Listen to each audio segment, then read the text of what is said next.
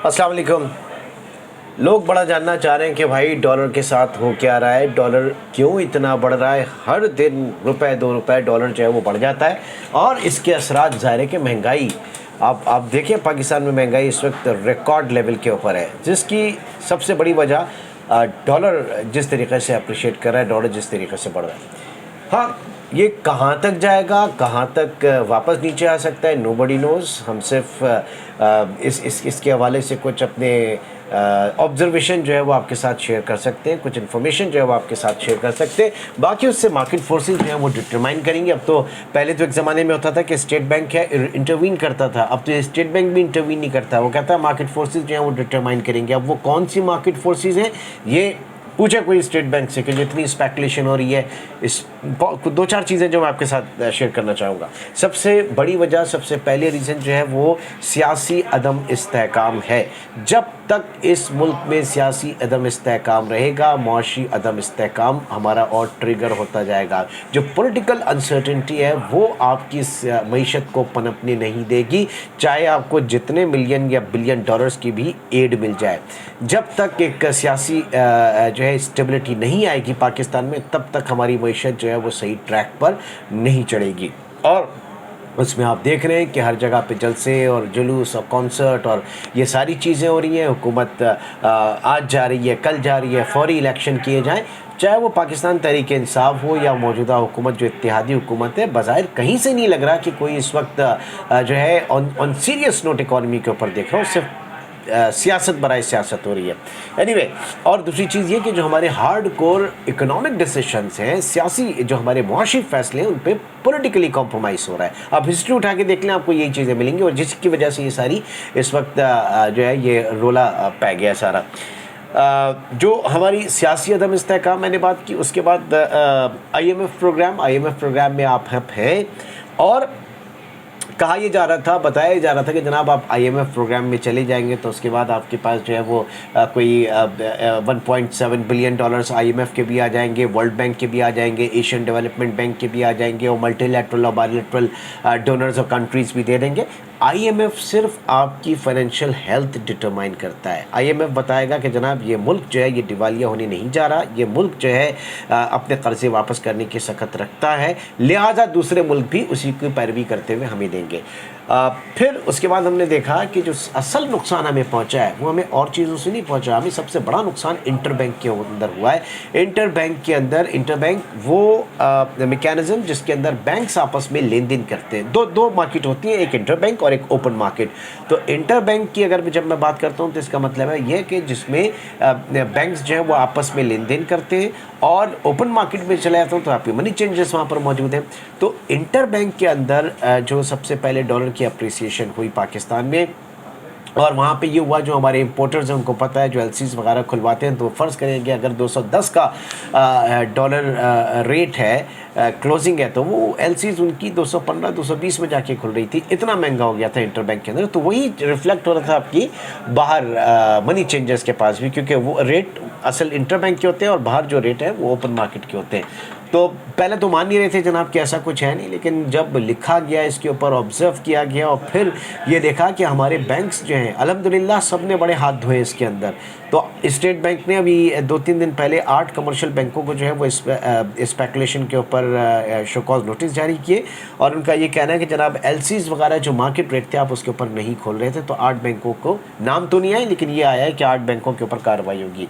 बहरहाल अब जो आपकी इंपोर्ट इस वक्त गवर्नमेंट ने खोल दिए हैं, और अब चले जाएं किसी भी मार्केट में चले जाएं, अब अपनी ग्रोसरी शॉप्स पे चले जाएं, बड़े डिपार्टमेंटल स्टोर्स पे चले जाएं, वहाँ पे जो भी फूड आइटम्स हैं, इंपोर्टेड फूड आइटम्स अपनी जगह मौजूद हैं। वो जो बात की जाती है ना कि अगर आप रोक दें इंपोर्ट को रोक दें और इतने डॉलर आप सेव कर सकते हैं, क्या हुआ? कुछ भी नहीं हुआ। वो सारी चीज़ें मौजूद हैं और महंगी हो गई, और न सिर्फ उनकी वजह से जनरल महंगाई जो है पाकिस्तान में वो भी कई गुना ज़्यादा हो गई।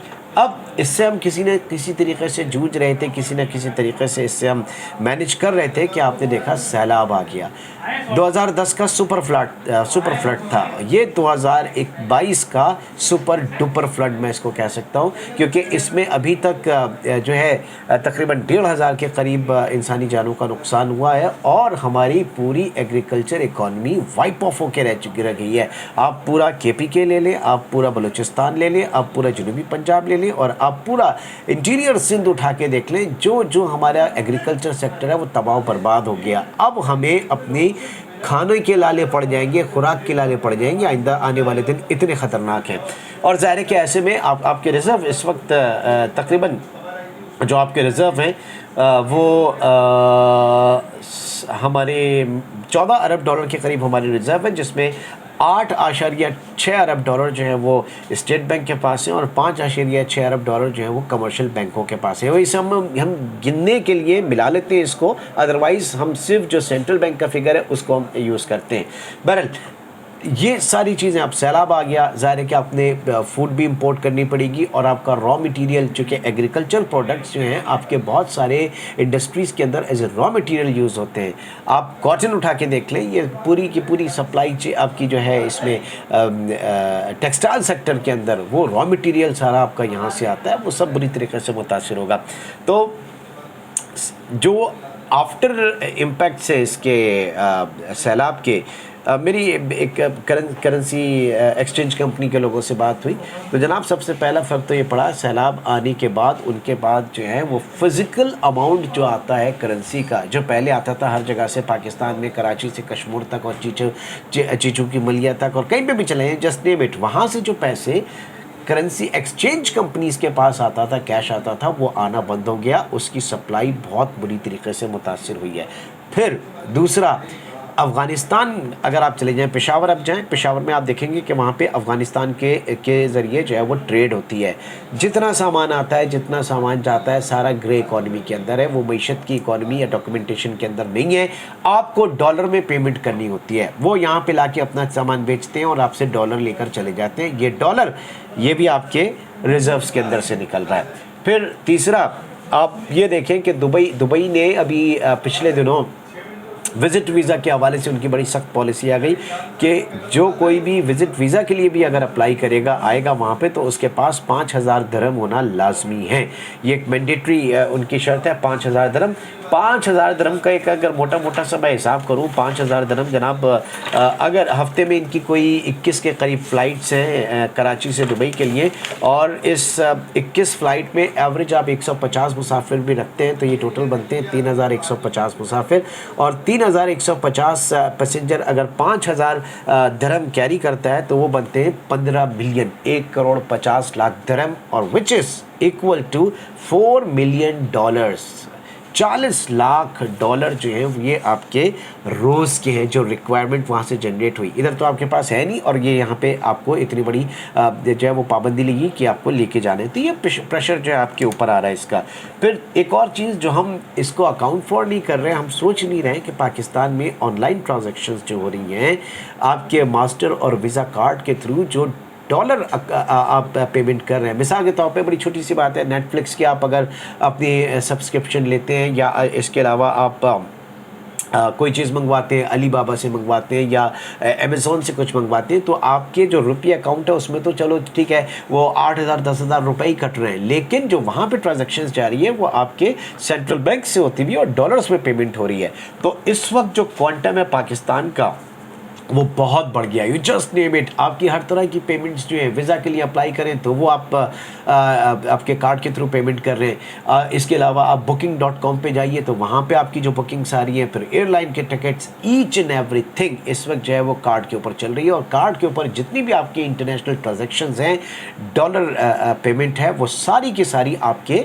रिज़र्व के ऊपर इस वक्त ये प्रेशर है। आलम यह है कि पाकिस्तान में एक आधी एयरलाइन है, इंटरनेशनल एयरलाइन, उसने अपने जो यहाँ पे सेल्स ऑफिस है उसको बंद कर दिया और वो ऑनलाइन के ऊपर आ गया, और उन्होंने अपनी फ़्लाइट भी बढ़ा दी है, यानी यहाँ से फिजिकल ऑफिस अपना ख़त्म कर दिया, ऑनलाइन बुकिंग कर रहे हैं। ऑनलाइन बुकिंग ज़ाहिर है कि आप अपने कार्ड पे चार्ज करा रहे हैं, तो ये एक एक्स्ट्रा प्रेशर इस वक्त हमारी इकॉनमी के ऊपर पड़ रहा है। अब देखना है कि किस तरीके से सेंट्रल बैंक इससे निपटता है, इन तमाम चीज़ों से आने वाला वक्त जो है इसका बेहतर जो है वो फैसला करेगा। बहरहाल अभी हालात ये है कि बड़ा बुरा वक्त है। इस वक्त हमारे सेंट्रल बैंक को आना चाहिए आगे।